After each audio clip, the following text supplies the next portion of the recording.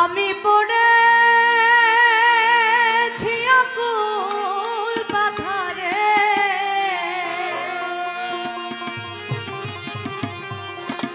আমি পড়েছি আকুল পাথারে,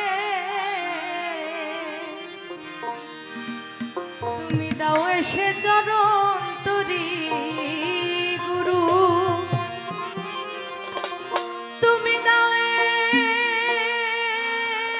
এসে চরণ তরি,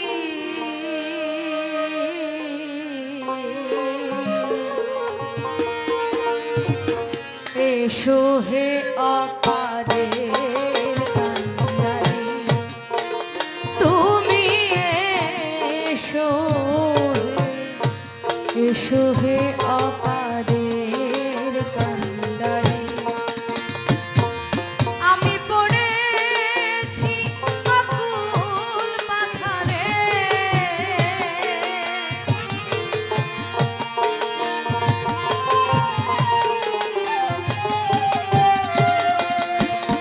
আমি পড়েছি আকুল পাথারে, দাও এসে চরণ তরি গুরু, দাও এসে চরণ তরি,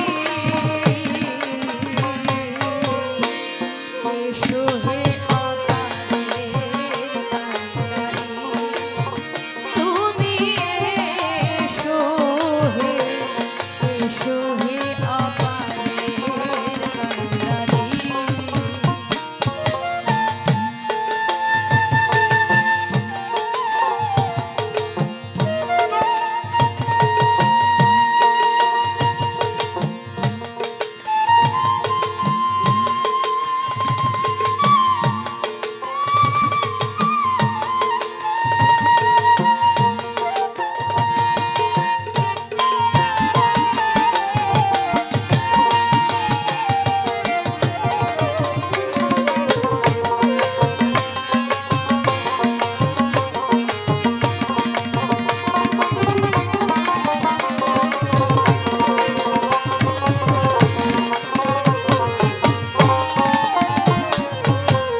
প্রাপ্ত পথ ভুলে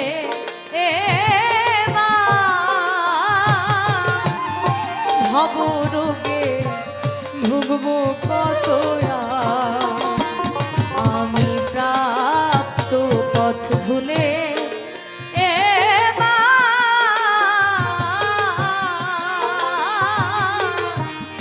ভবরোগে ভুগবো কত, তুমি নিজ গুণে শ্রী চরণ দাও,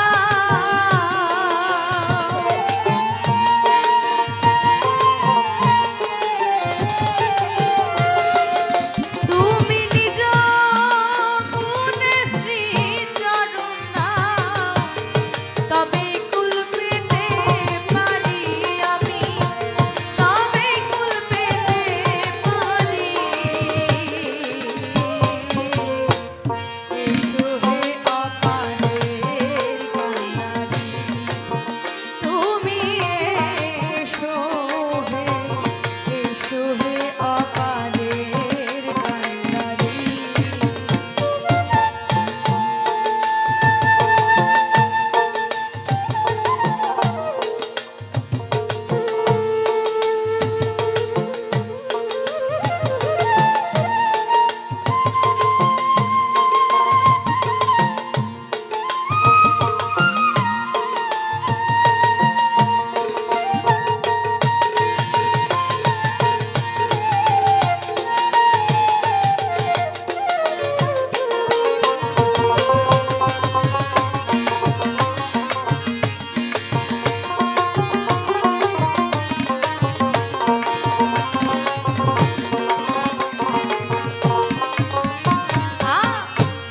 ছিলাম কোথায় এলাম হে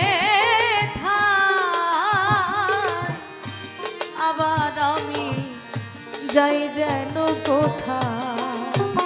কালাম সাহেজির ধন্য বা প্রার্থনা কালামগুলোর মধ্যে নিজেকে তুচ্ছ করে, মানে আমি আমি বলতে আমার আমিত্ব বলতে কিছু নেই, এরকম একটা পর্যায়ে নিজেকে রেখে নিজের গুরুর কাছে নিজেকে মানুষ করতে চাওয়ার আবেদন করা। তো সাহেব এখানে বলছেন, আমি প্রাপ্ত পথ ভুলে এবার ভবরোগে ভুগব কত আর। আমাকে যে পথ যে মত দিয়ে তুমি এই পৃথিবীতে এই ধরাধামে পাঠিয়েছিলে, সেই প্রাপ্ত পথ ভুলে আমি এই ভব যাতনার মধ্যে জড়িয়ে পড়েছি। এখান থেকে আমি কি করে মুক্তি পাব? মুক্তি পাবো যদি তুমি আমার সারথি হও, যদি তুমি আমার পথের সারথি হও।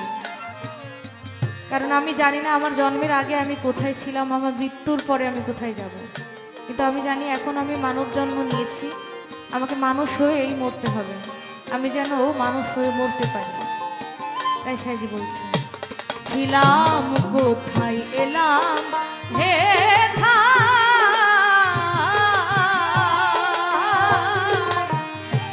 আবার আমি যাই যেন কোথায়, তুমি মনোরথের সারথি হয়ে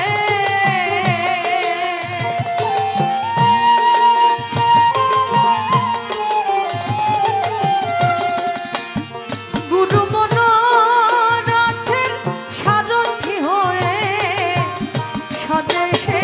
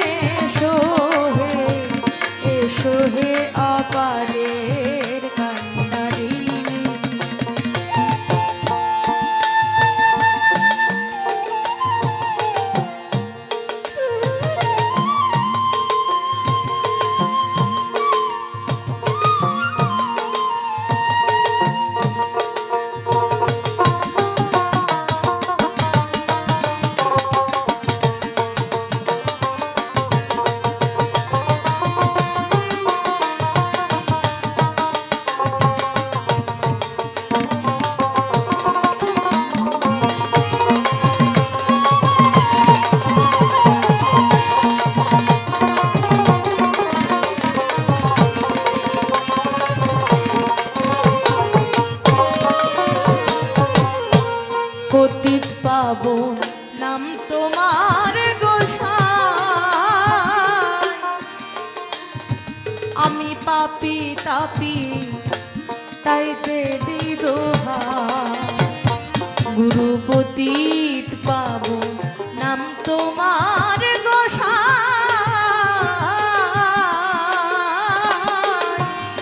পাপী তাপী তাইতে দিদোহাই, ভক্তির লালন